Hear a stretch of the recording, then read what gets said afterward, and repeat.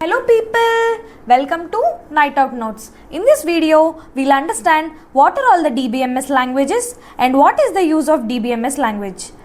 Here we do have many languages.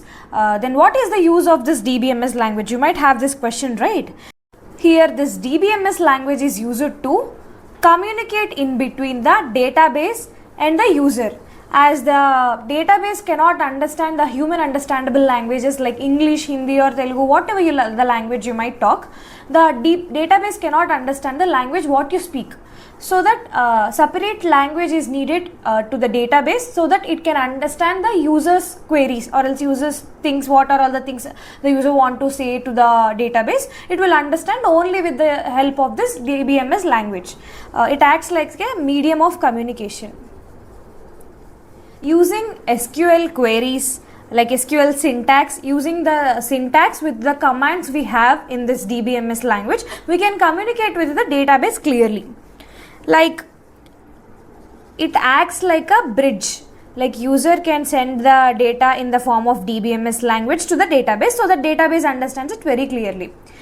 Using this DBMS language, we can create, store, retrieve, modify, delete, manage, whatever we need to do with the database, we can do using this DBMS language. So that using this language only, the database can understand what we want to say to the data. To perform these different responsibilities, DBMS provides 4 types of database languages. Each have a specific purpose. I'll let you know the 4 different types of languages clearly. Here when you are writing your examination, please do draw this flowchart like of thing so that you will get more marks. In DBMS languages further simplified into DDL, DML, DCL, TCL. DDL stands for data definition language, DML stands for data manipulation language, DCL stands for data control language, TCL stands for transaction control language. First we'll go to this DDL, data definition language. It is used to create the structure of the database. Only the structure is created. For example, think like a newly built website. There the team wants to create a products table where all the details need to be stored.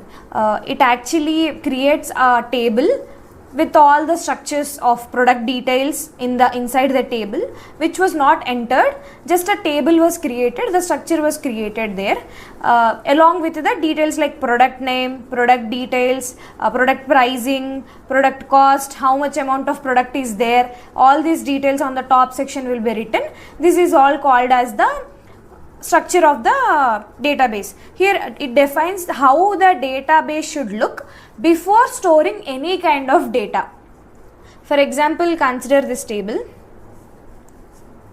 In this table, we are putting the serial number, product name, product ID, along with the stock we had. This is what created using this data definition language. In this, we do have some commands. Using these commands only, we can communicate with the database. Creating a new database or a table. Create table is the command which we use to communicate with the database. Like create table products. Products is the table name. Table name which was represented outside. And here I am drawing the table. This is the structure of table. And we are entering the product ID here. So product ID. Price may be in the decimal format, so I have written this like a price decimal format. So price will be written like this, and stock, how much amount of quantity is there. Here the structure was defined. In this, whatever the data the website wants to store can be stored. This is what the thing we can do using this create command. Next command we are having is an alter command. Already created thing, using the create command, we already created a table, right? In that we can modify whatever the things we needed. Modifying the structure in the existing table. Like we do have the product table there, right? With the details of product ID, name, stocks. Now we are willing to add the discount table inside, discount column inside, so that we use this alter command. In this, using this alter command, we can modify the structure of the existing table. Alter table products, add discount. I am using this int is data type so that you can store the value in the form of integer. You can use the specific data type where you are representing this alter command. Here we already have this product ID, product name and stocks. So another column is created here like discounts, where we can create what are all the things or else what are all the things we need to add after we create the existing table. We can do this. In this drop command, we delete the complete table permanently. If that website wants to remove those products or else remove those category of things which they don't want to store, also they don't want to sell again, so they will drop the whole table, the structure, the table, everything will go and the data remains permanently deleted. But whereas if you think data needs to be removed from the table but the structure of the table should be remain same, then you use this truncate, like all the records from the table will be deleted but that structure will be same. Like at the starting we used to create, we have created this table, right, like a product ID and product name and the stocks. All this structure will remain same but the added details inside this will be get removed, like all the records inside. The records are nothing but the rows we are having inside. All these rows will get deleted. Here we use this SQL syntax like truncate table products table will get all the records from this products table will get removed. Next, rename. To change the table name, to add more definition to the existing table, it is specifically used. If you are willing to change the name, for example, I am considering the previous example, the products table itself, we are altering the table products and renaming it to products table for the more specification and more understandability things. Next, DML, which is also known as this data manipulation language. As already the table was created, but nothing records are added inside that, and nothing details are added into it. To add those details and to modify those details, this data manipulation language is used. Here this table is after creating this table, data can be added, modified, deleted or viewed. In this we do have some specific commands. Insert adds new records into this table. We already created a specific table, right? After creating the table, we can add new records to that table using this insert command. Consider Swiggy as an example. Using this insert command, we can we can insert this data, like what are all the things we need to add inside that created table, we can add. So that we are using this insert command and the table name orders, valued 101 as the order ID, biryani is what we are willing to order, what we ordered, and 299 was the price. Like here the table was already created inside which the data was inserted after using this command. 101 biryani and 299, what I have said, right? Next, update. Suppose you accidentally placed a wrong order, like you are willing to place meals instead of biryani but you accidentally placed biryani instead. So you want to change it within a 30 seconds. Then you go to customer support and you do blah blah stuff, right? Then your order is changed. Using this command, the order is changed into the database. The whole data will be changed in the database. Like update order is the command, set order name meals. Instead of biryani, the meals will be replaced in this order name, where order ID is 101. Using this 101 as the primary key only, that will defines the order and it will change the order name. And next, delete. Delete selected row. Only specific row was deleted. Only specific record was deleted. Here, delete from order, where order ID is 101. Order ID 101, those order details from the specific record only will be deleted. Details related to 101 like meals and price will only deleted. No other things will be manipulated or deleted here.